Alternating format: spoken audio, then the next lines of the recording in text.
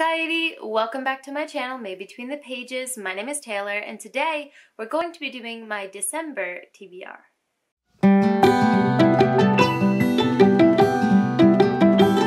Now this TBR is about to be a bit crazy.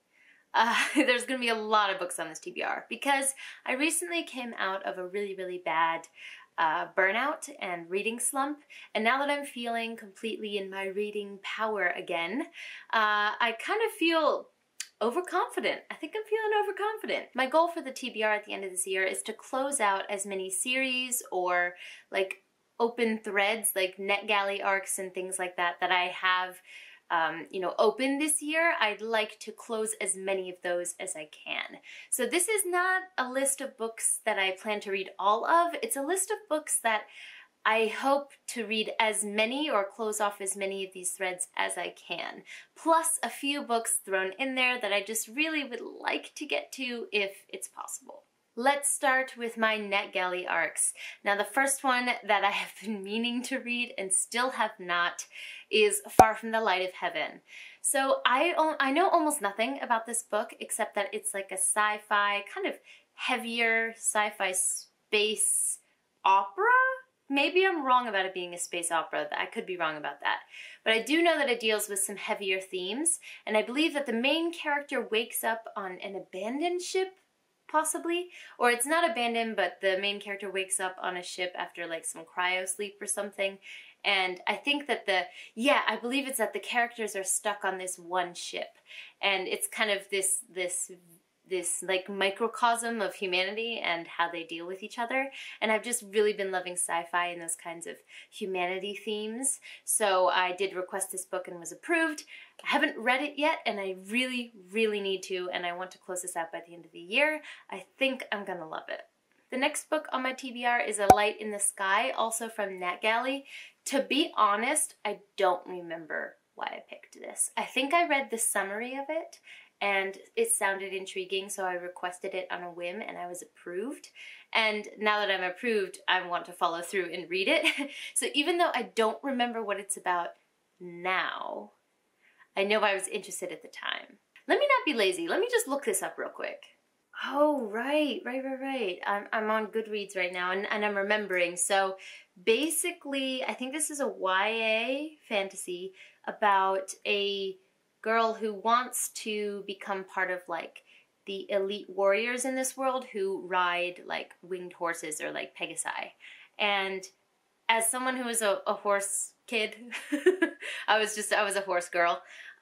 This just like kind of spoke to my heart in a way that I think only those kinds of nostalgic feelings can. So when I read that, I was like, oh, I'm interested in this. So I think it's going to be a quicker read. I assume it seems like it's pretty fast paced.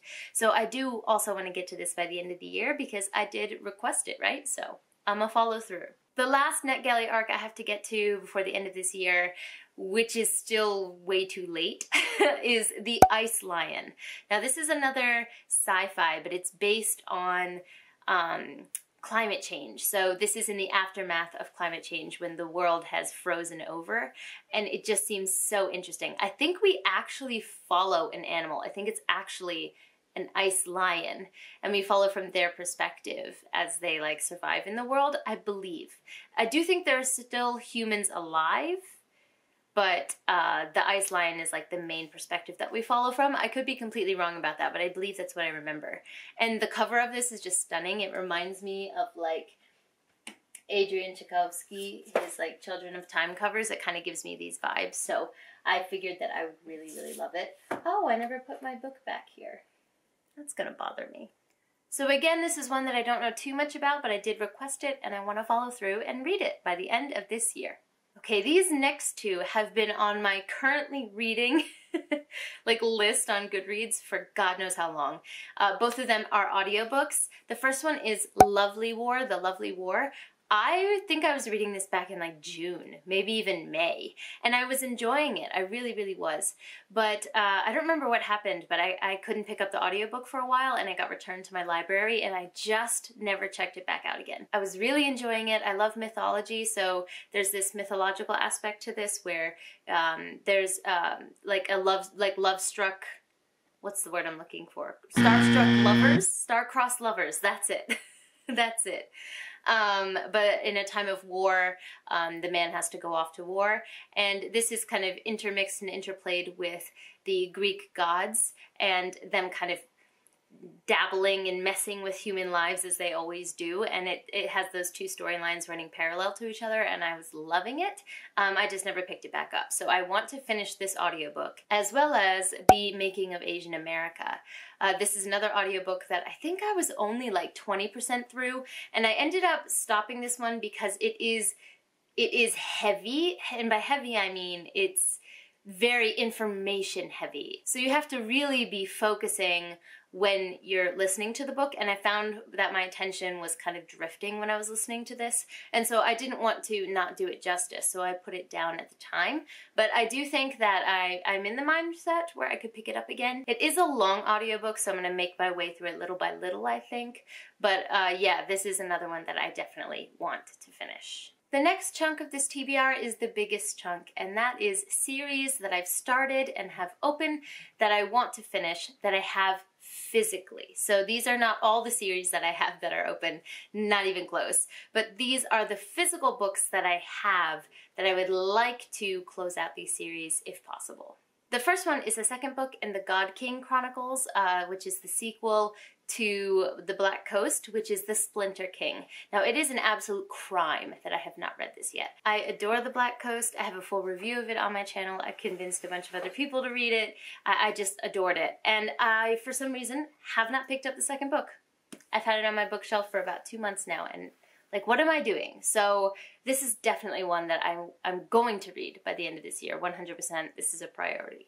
In order to keep this video from being too long, I'm not going to go into what this particular book is about, especially since it's a sequel, and I have a full review of it on my channel, of the first one in the series, so I'm going to link that up above and down below if you want to know more details about this series. But it is a very refreshing, unique fantasy series that focuses more on, or at least the first book focuses more on cooperation and trying to figure out our human differences rather than like grimdark kind of the vibes that we usually get from adult fantasy in recent years.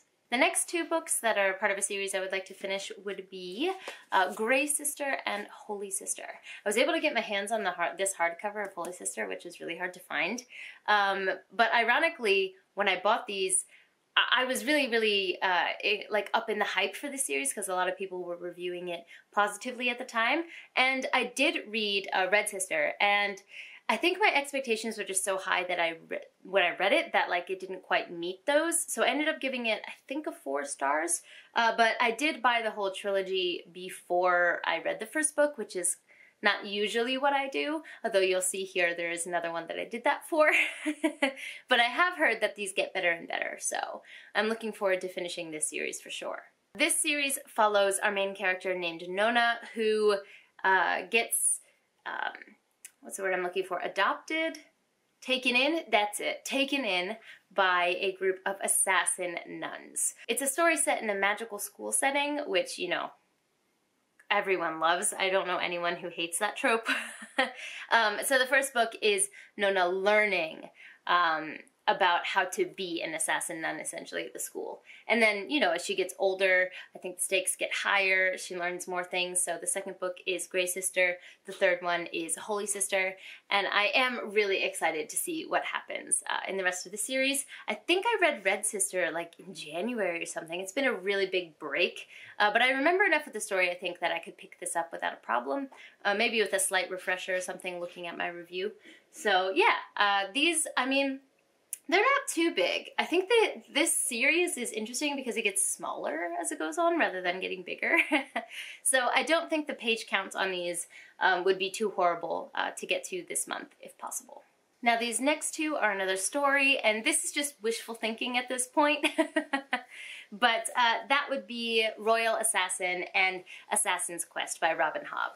Now I bought this entire trilogy because I read Assassin's Apprentice, I think it was via ebook, and I loved it so much that I bought the whole trilogy in these nice editions. And I was earnest and honest in my desire to like blow through this series because I loved the first one so much. However, I was hit by my like internet booktube, just like online life burnout when I was planning on picking up Royal Assassins. So it just wasn't a time for me to be picking up a dense, heavy fantasy, and these are heavy. So I do really want to read these. My desire is true for that. I really love Robin Hobb's writing, but I think it's going to be wishful thinking for me to get to both of these giants in this last month of the year. Royal Assassin maybe, but Assassin's Quest is like a beast, so I'm not really sure if I'm going to be able to get to this one.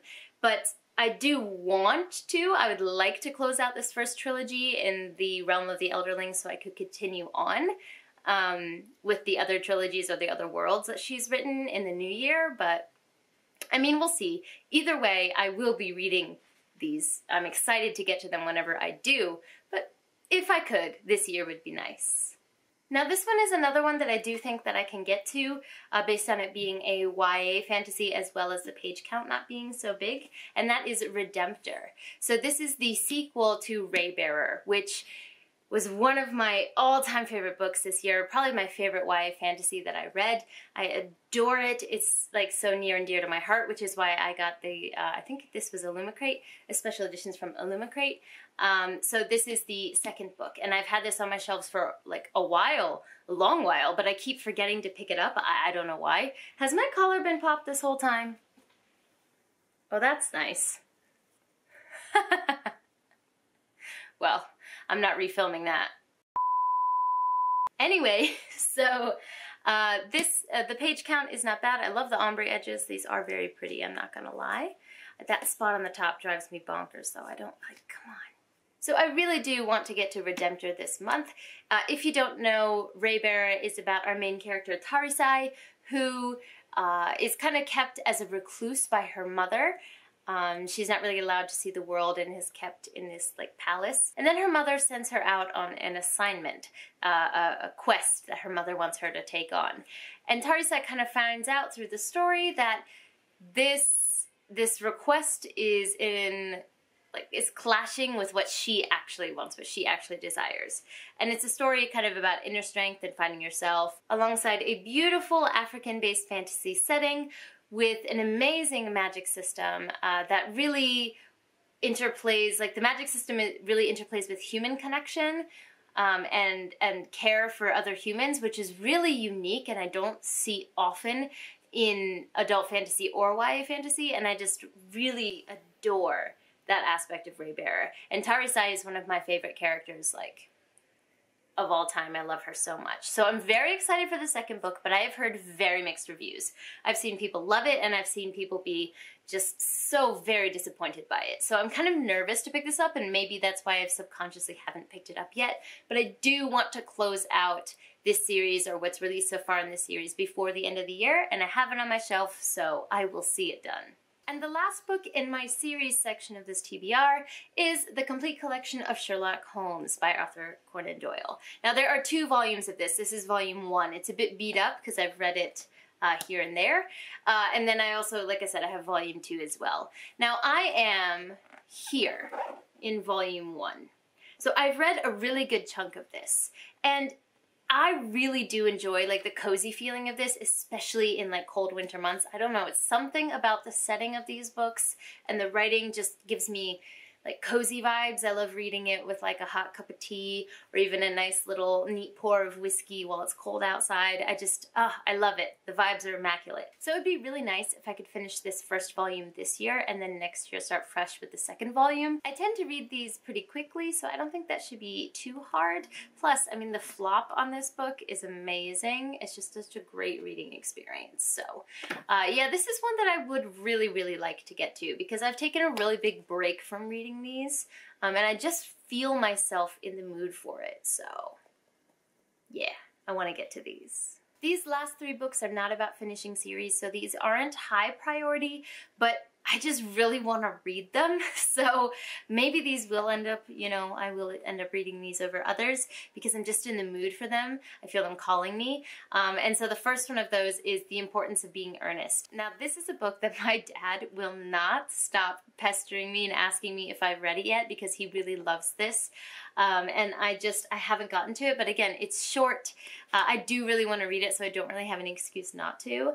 And essentially, this is like a sarcastic look at society at the time when Oscar Wilde was alive. It's very tongue-in-cheek and it's supposed to really give you some good laughs. So I am excited to get to this because I like when authors kind of parody the time in which they lived or are living. So I really think that I'm going to enjoy this. I just haven't picked it up. But it's one that I really feel calling me this month, so I have a feeling I'm going to be getting to this one.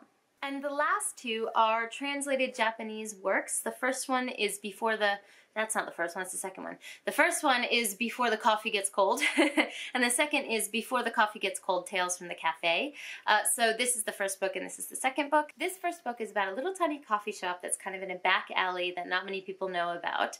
But if you go to this cafe and you sit in a specific chair and ask for a cup of coffee, you can time travel to any time that you want back in the past. But the only rule is that you have to get back before the coffee gets cold. So this book explores the stories of people and what they do with this opportunity to go back in the past. I've heard that it's like, it pulls at your heartstrings. It can be heartwarming, heart-wrenching, and it has that kind of subtlety that a lot of Japanese literature has where, little small things can have big effects or big meanings. And it's gotten some really good reviews, so I'm excited to get to this one.